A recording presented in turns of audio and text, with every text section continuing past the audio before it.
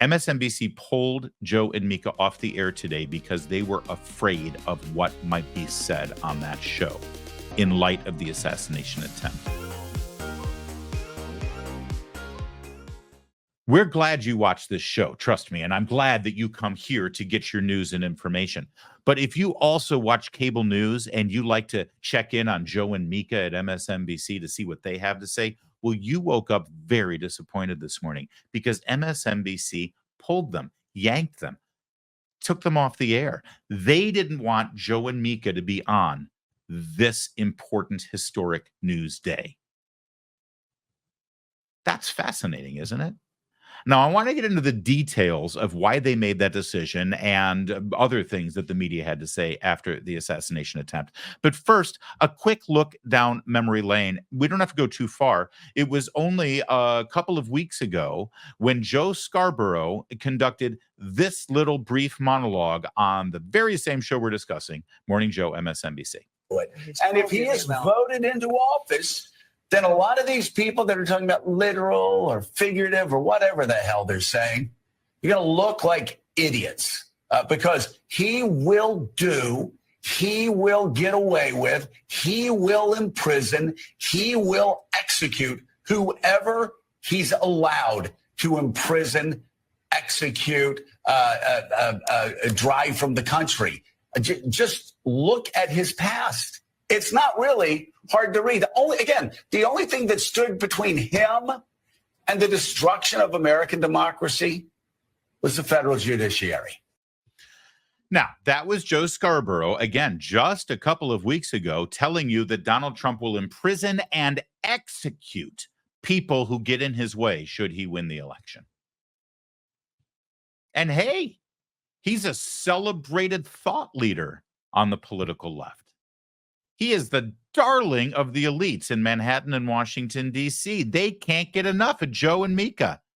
No reprimand, no tut-tut, no, oh, we must do better than this as a nation. That's the kind of language we've heard over and over and over again. I want to compare that flashback to this flashback.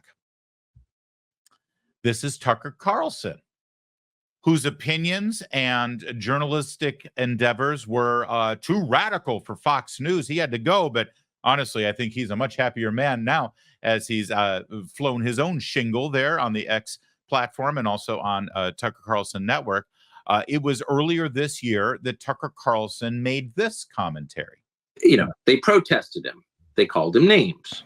He won anyway. They impeached him twice on ridiculous pretenses. They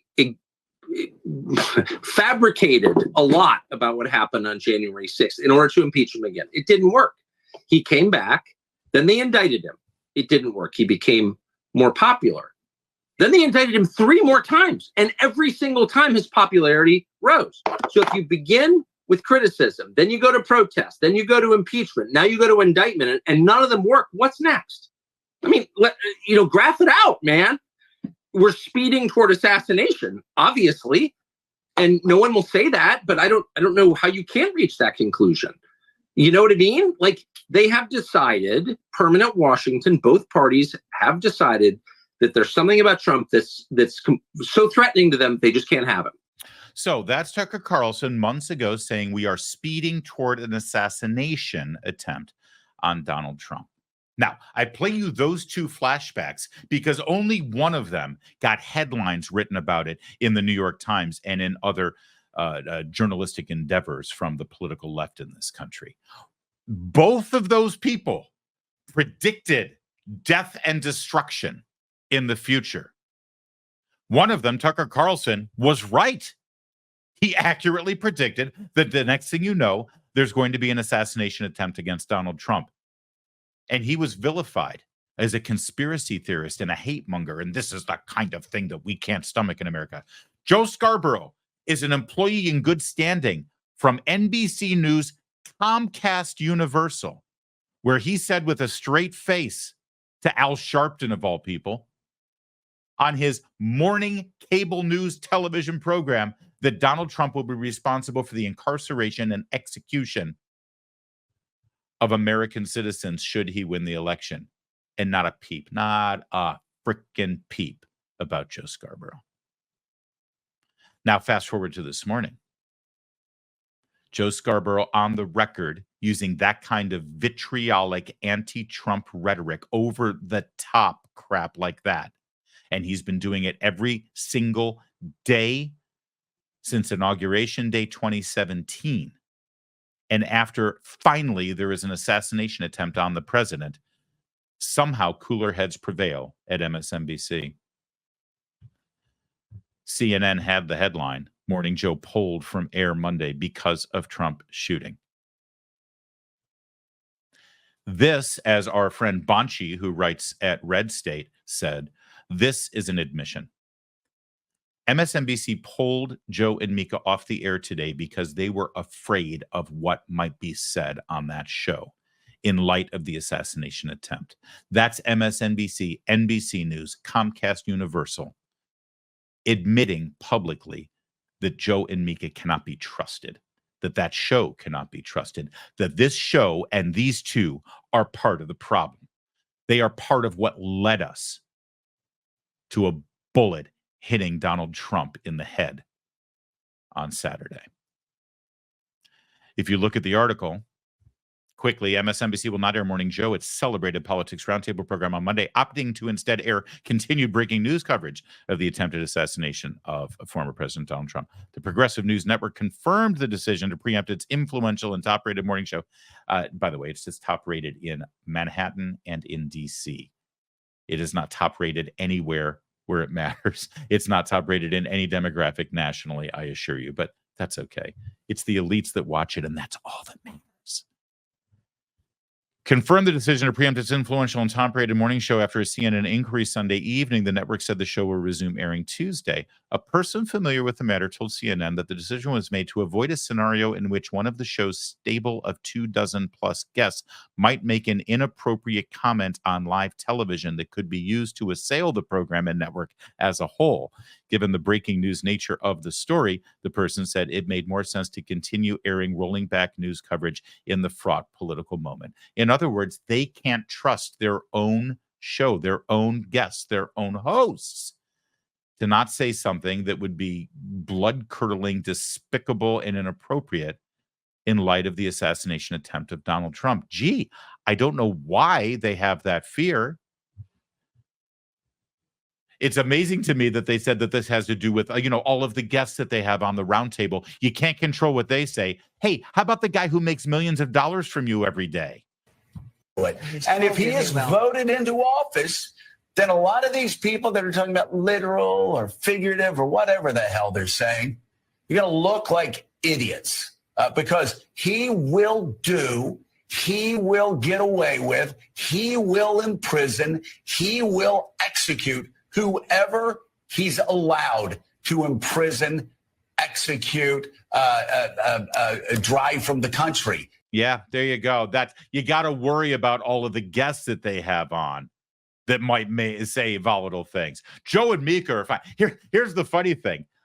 If that was the concern, it's a roundtable and you can't control what other people say in a breaking news event. So cooler heads should prevail. We'll just come back on Tuesday. Hey, I got an idea. Why not just do the show with Joe and Mika then? Wait, they can't handle a 2-hour show every morning where they're basically reading teleprompters and giving their opinion about the news? Forget about the roundtable. Forget about the guests. You can let Willie Geist be on there. Only paid employees of NBC News. What's wrong with that idea? Oh, I know. Hold on. I've got a brilliant idea.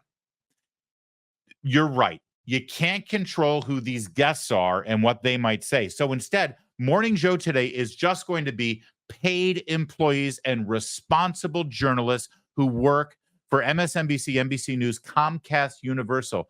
Check your portfolios to see if you own Comcast Universal. Check your mutual funds to see if they invest in Comcast Universal.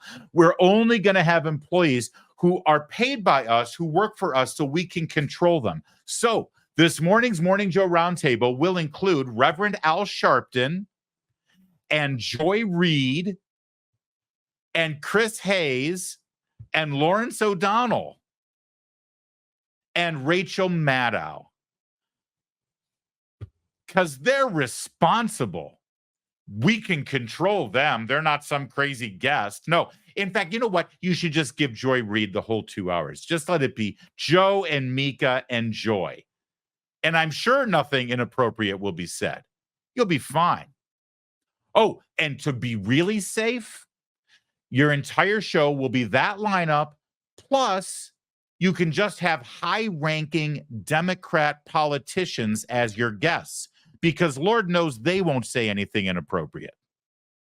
You got to be ready to throw a punch. You have to be ready to throw a punch. Donald Trump, I think you need to go back and then punch him in the face. That I thought he should have punched him in the face. I feel like punching him. I'd like to take him behind the gym if I were in high school. If we were in high school, I'd take him behind the gym and beat the hell out of him. No, I wish we were in high school. I could take him behind the gym. I will go and take Trump out tonight. Take him out now. When was the last time an actor assassinated a president? They're still going to have to go out and put a bullet in Donald Trump. Show me where it says that protests are supposed to be polite and peaceful. I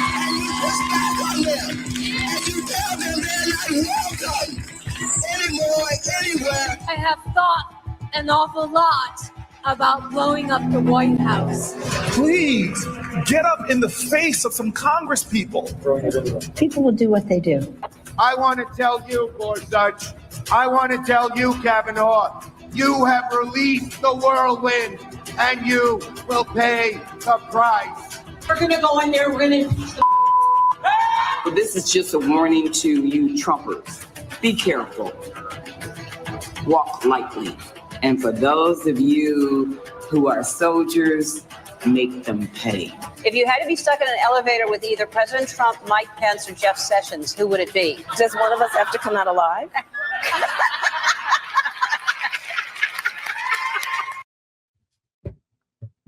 Gosh, how did we get here?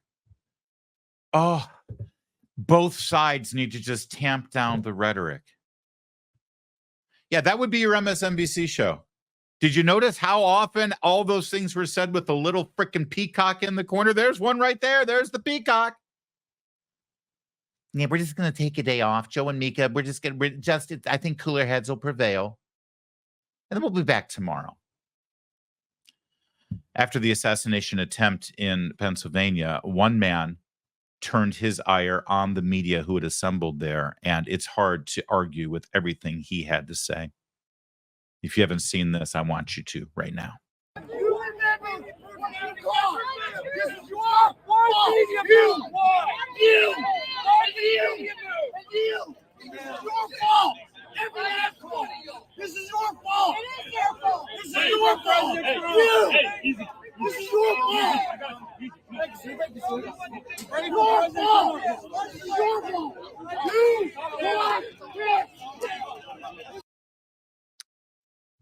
But now everything's changed. Now that this has happened, we're all going to just take a deep breath, and we're all going to hold hands, and we're going to sing Kumbaya, and everything's going to be different, and we're all going to be better, right?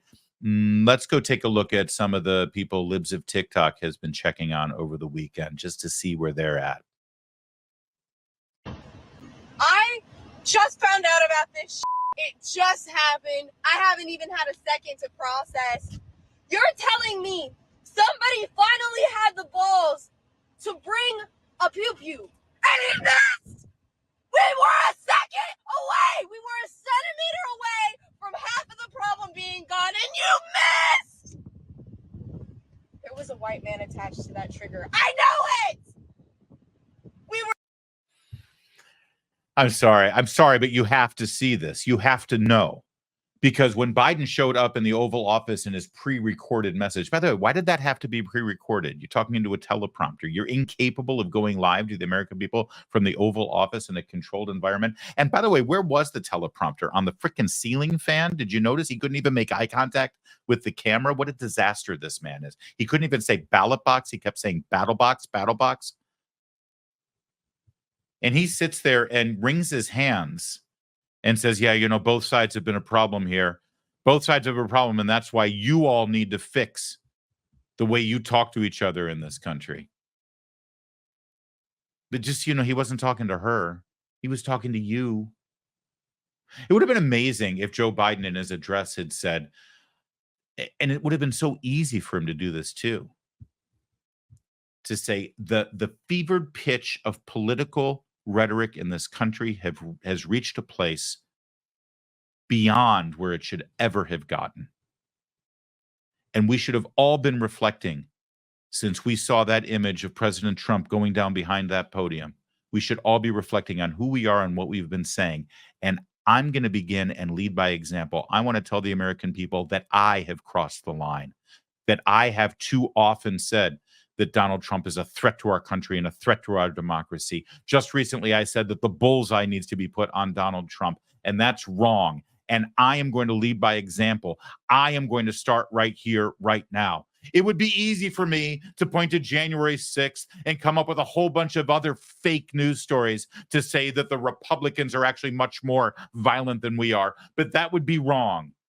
Now is not the time to point fingers because that would make the matter worse. Instead, I'm going to look at myself in the mirror and I'm going to lead by example because I'm your president and I'm going to show the way. He didn't say. In fact, he did the exact opposite. He never mentioned anything about what he's done and what he said. He only talked about things like the Gretchen Whitmer kidnapping. He never actually mentioned Steve Scalise getting shot at by a deranged left-wing lunatic years ago at that baseball field in Alexandria. There's no unity there. How did we get here? Oh, how did we get here? I don't know. Let's take a look at the last issue of the left-wing magazine New Republic. How did we get here? I tell you all the time that if they call Trump Hitler, that means they're calling you a Nazi. And what do you do with Hitler to keep him from becoming Hitler? You know what? I think there's one interesting name there at the bottom of this magazine for someone who contributed. Let me see. Oh, bottom middle. Brian Stelter. Yeah, can you believe that? Yes. Yes, I sure can. I'm sure that he had most of the commentary about, what we do at Town Hall and about what Tucker Carlson does and talk radio, because that's the real problem, right? But there's nothing wrong with the New Republic doing this. How did we get here? I don't know how we got here. Let's take a look at the theater. Do you remember back at the New York Shakespeare Festival during the Trump's first term? They had a reimagining of Julius Caesar, but instead of an assassination of the Roman emperor, they had a blood-curdling assassination porn depiction of Donald Trump as Julius Caesar. Actor dressed to look just like President Donald Trump as he's assassinated on stage. Look as his character is stabbed to death. And there's no mistaking the Trump connection. Check out the unbuttoned overcoat and red tie that hangs over his waist. It's a staging of Shakespeare's Julius Caesar that is outraging many. The controversial production is taking place here in New York City's Central Park. The staging is being seen as a direct jab at Trump and the controversial political climate in this country. It's an actor dressed to look just... A jab at Trump. Get it? A jab at Trump. I don't know if you know this about me. I mention it sometimes. Before I got into political commentary, and I was brought into this world by Andrew Breitbart, who thought that I could lend something to the conversation. I had a former career. I worked in the theater business as a manager. I was a manager of theater. I've seen plenty of shows at the New York Shakespeare Festival at the Delacorte in Central Park there. They usually do great work. I've seen many, many productions of Julius Caesar. I don't know if you've ever seen Julius Caesar before. It's a great play, one of Shakespeare's best. They assassinate Julius Caesar. Brutus, et tu, Brute, was the final knife that gets plunged in. Every single time I've seen Julius Caesar during the assassination scene, when the actor playing Julius Caesar is assassinated, murdered by the Roman senators, the audience never applauds. That's not an applause moment.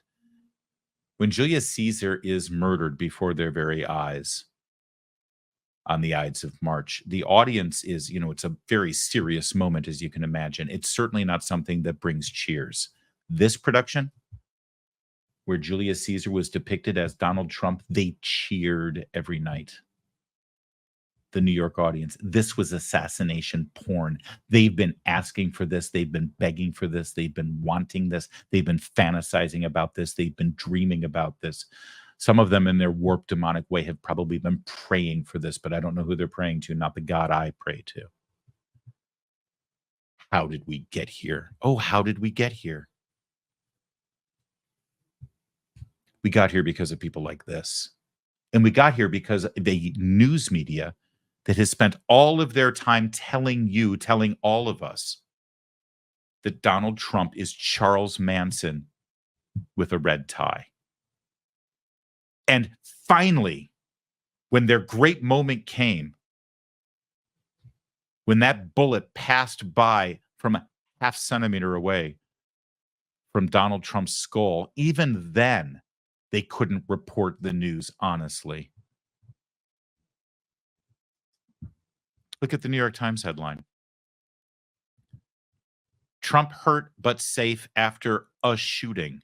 A shooting? It took a couple of days for some of these outlets to actually use the word assassination or assassination attempt. And do you notice this is the photo that we've been looking at all day long? It is the iconic moment. Their own photographer captured this great moment, right? Here's what we've been looking at all day. This is the defining moment of this year, of this campaign, of a generation. And do you notice that's the picture we're looking at? But if you get the New York Times, it looks like this. What's missing, guys? Hey, we got to crop this picture out. There's not enough room for everything in the picture. What do we crop out? I don't know. Let's crop out the American flag, because that's the New York Times. How did we get here? How did this country reach this point where an evil lunatic wanted to put a bullet in the brain of the leading candidate, the Republican nominee, and the person who is leading, if the election were held today, Donald Trump is president? So how did this happen? How did we get here? Oh, I don't know. Maybe this is a clue. Most importantly, and I mean this from the bottom of my heart, Trump is a threat to this nation. Most importantly, and I mean this from the bottom of my heart. Most importantly, and I mean this from the bottom of my heart, Trump is a threat to this nation.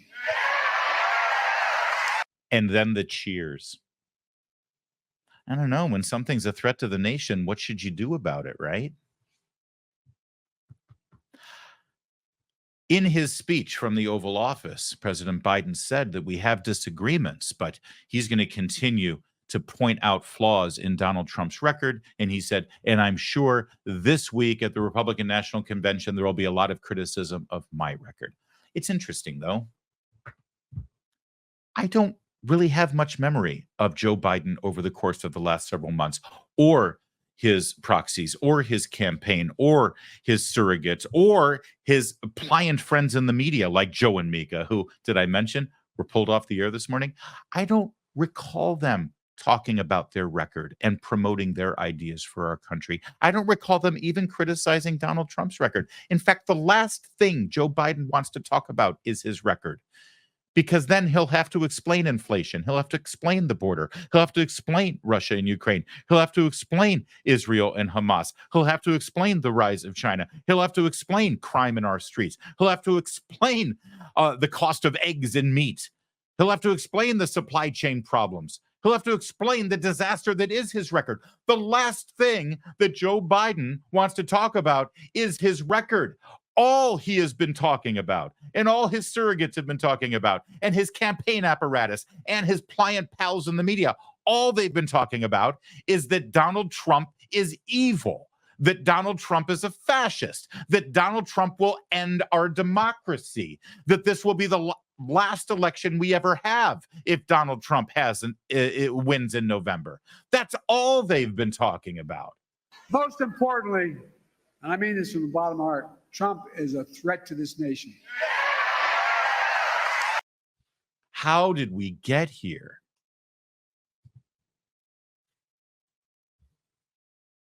And then after Donald Trump survives an assassination attempt, the president of the United States, trying desperately to look presidential, throws together a makeshift press conference, but it wasn't. It was just a statement without any question. So it wasn't a press conference by any stretch of the imagination, big boy or little boy, and delivered remarks.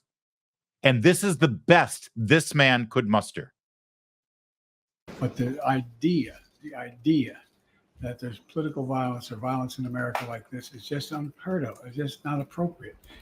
Everybody must condemn it. Everybody. I'll keep you informed, and if I'm able to speak to Donald, I'll let you know that as well. So far, it appears he's doing well, number one. Number two, that they're thoroughly investigating what happened to anyone else in the audience.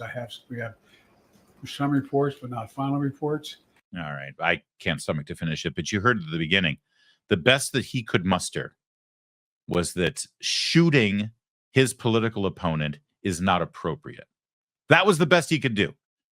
That's the deepest well of his political rhetoric to condemn this. But the idea that there's political violence or violence in America like this is just unheard of. It's just not appropriate. Not appropriate. You know, that kind of thing, not appropriate. Trying to blow the head off of a presidential candidate and a former president of the United States. Guys, come on. That is just not appropriate. Not appropriate? Well, thankfully, all the grown-ups in the mainstream media had their chance Sunday morning to sort of evaluate where we are as a nation and do a little circumspection, a little self-reflection, perhaps, and see if they had anything to do with this too. Again, the big question that everyone was asking and wringing their hands out in New York and Washington, D.C., how did we get to this place? Oh, how did this happen? And our friend George Stephanopoulos and Martha Raddatz on ABC News, they had an idea. They had an idea about how we got here and who we should blame. Also, George, we have to point out, no matter who the shooter, what the shooter's motives were, no matter who the shooter is, you are going to hear conspiracy theories going forward. No question about that. But as you point out those statements from J.D. Vance and Vivek Ramaswamy, of course, President Trump and his supporters have contributed to this violent rhetoric as well. Well, absolutely, George. We were just looking back this morning at some of the things that former President Trump has said. He warned last March of potential death and destruction if he were charged by the Manhattan District Attorney. Our country is being destroyed as they tell us to be peaceful. Trump in January warned of bedlam in the country if the criminal charges against him succeeded. And of course, in March, he said, now, if I don't get elected, it's going to be a bloodbath for the whole. That's going to be the least of it. It's going to be a bloodbath for the country. That will be the least of it. He said he was partly joking and that was taken out of context. But those are indeed his words. And you have heard it from supporters as well. And supporters are certainly in some parts angry. And let's remember January 6th. In so many ways for the campaign, January 6th will probably be in the background after yesterday's event. This is a very difficult time for this campaign. I'm sure this week in Milwaukee that President Trump will highlight this, and President Biden is going to have to figure out how to go forward with his campaign and what exactly they say. Martha Raddatz, thanks very much. Let's bring it.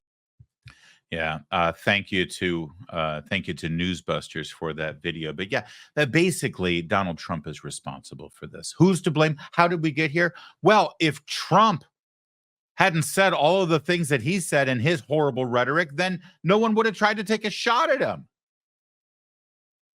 That's professional grown-up journalism there at ABC News. Well, let's see if CNN is any better, shall we? Donald Trump and the people around him perceive themselves to be under threat. And that's all that matters. That is not legitimate. That is wrong. You hear the screams from the audience. People are terrified. And that is the kind of atmospheres that we are going to be living with. And I don't have a good answer about how we bring it back right now.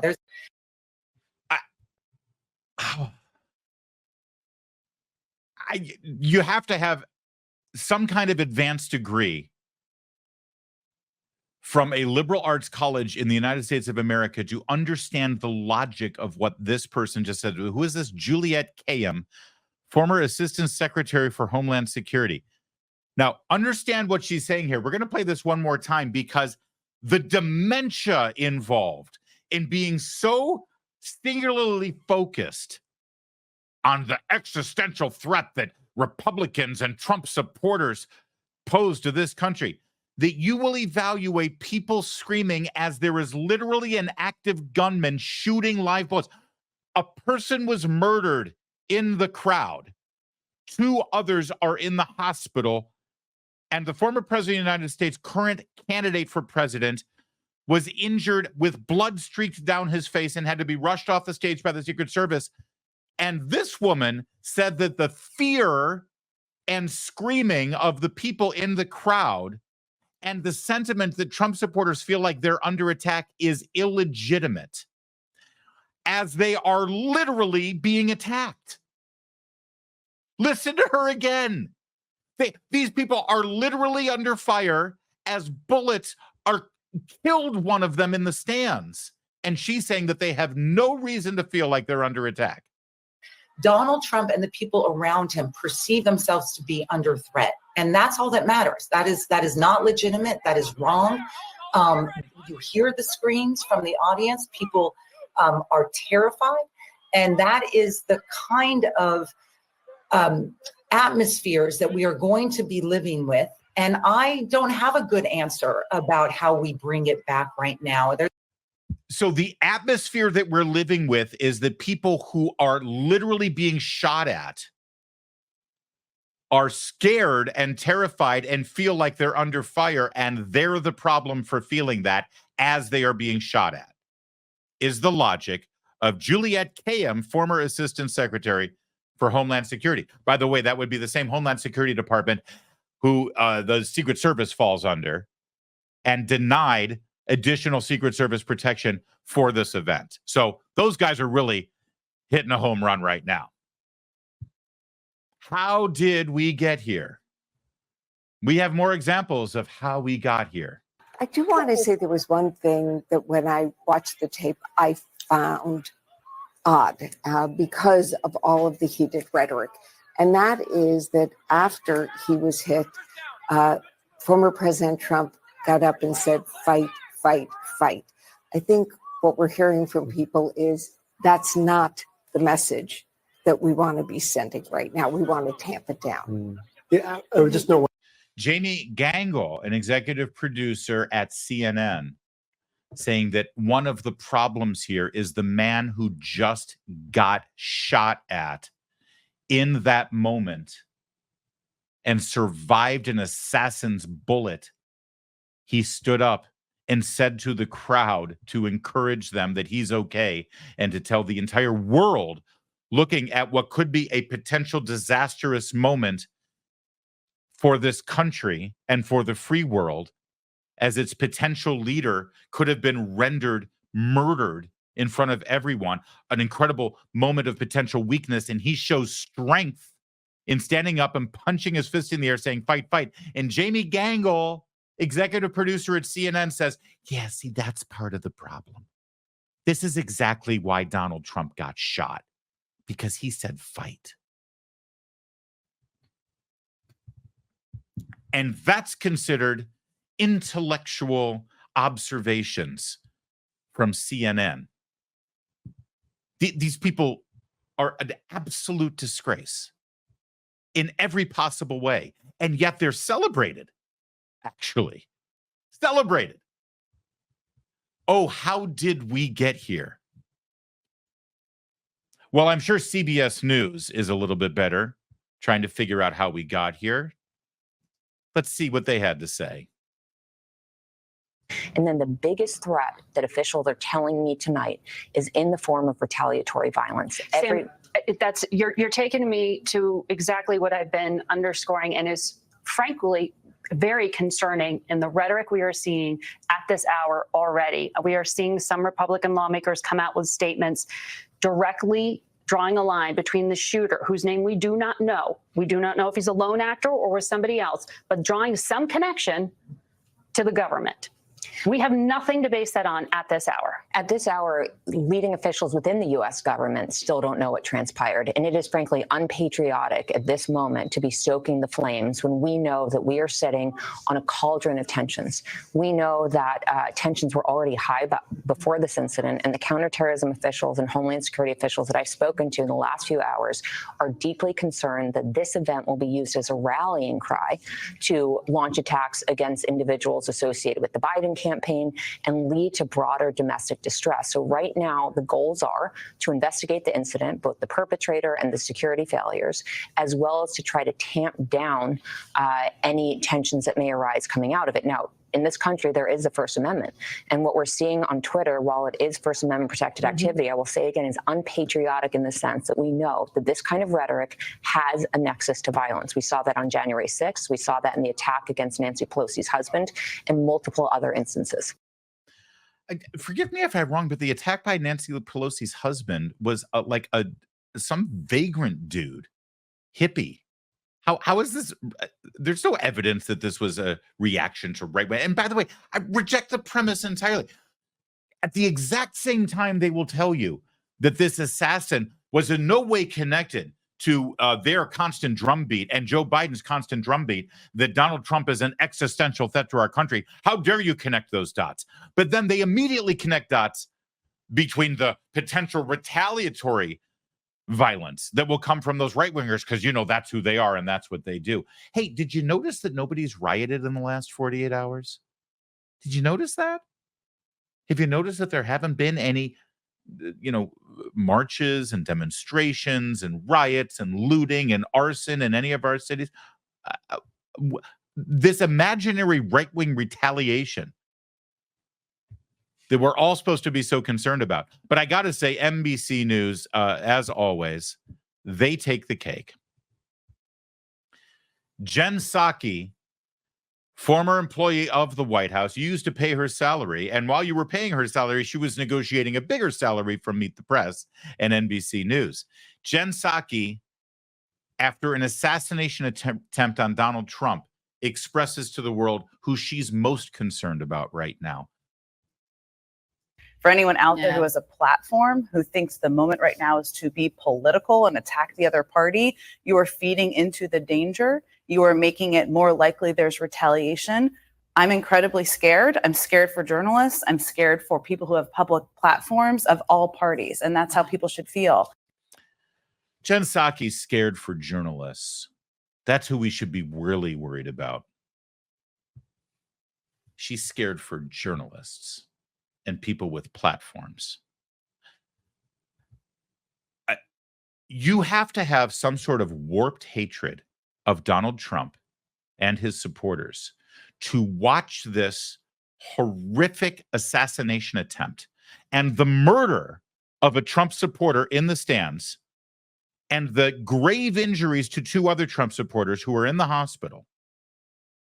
To see the man who is running for president have to be shuffled off stage with blood streaking down his face a half an inch away from being murdered.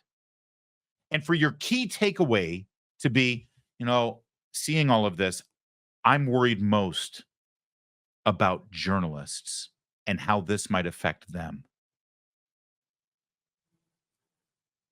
And it's been said before, I will say it again. You do not hate these people nearly enough because they obviously hate you.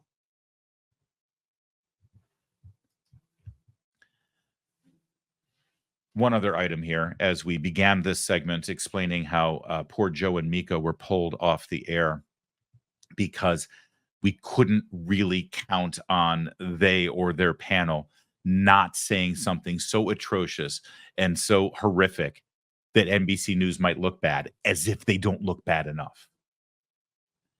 Even though Joe and Mika were taken off the air, the ladies of The View were allowed to go up and express their opinions on this historic day, and they did not disappoint. Are you ready? One last little message from the left so that you know exactly where we all stand. Has to do that. And I also need to say, I hope that at some point in this country, we do have a conversation about what is happening, because we can't just react when it is our side. What was this again? It was, a 20-year-old lone wolf, white, whack job with easy access to a gun. And we have to have a conversation about that, because it wasn't a drag queen. It wasn't an immigrant. It wasn't a pissed off liberal woman. This keeps happening. And we need to react, not as left or right, not as Republicans or Democrats. We need to react as Americans. All right. And we need to ask better. Okay, I just want to add that the shooter, yes, it was a 20-year-old kitchen worker from nearby Bethel Park in Pennsylvania. According to a CNN report, a senior law enforcement official said that he bought 50 rounds of ammunition from a local gun store hours before the rally. Shouldn't that have been reported? Somebody buys a 20-year-old white guy? I mean, we've seen that many times now, young white men with guns, and nobody reported that he bought 50 rounds of ammunition? Well, there's also a post-mortem, as Alyssa said. God, they are just so ignorant. There really is. And 50 rounds? What does he need 50 rounds for? Nobody buys 50 rounds. Everyone knows that when you go to the gun range to say, stay up to speed on your handling of your firearm, you only fire off 10 rounds at a time. And that's it. One magazine worth, and you're done for the day, mister. That way you get 5 days worth at the fire. They literally know nothing about the majority of people who live in this country. 50. How can someone buy 50 rounds and have it not be reported? And she gets paid 7 figures to do that. This is an ABC News show. But to the ladies of The View, the key takeaway from Saturday is that white men shouldn't have guns. If we just take the guns away from white men, everything would be fine. And what did Anna Navarro say there at the very beginning of that brilliant observation? And I also need to say, yeah, that's what I was looking for. No, Anna, you don't need to say it. You really don't. And even more importantly, we don't need to hear it.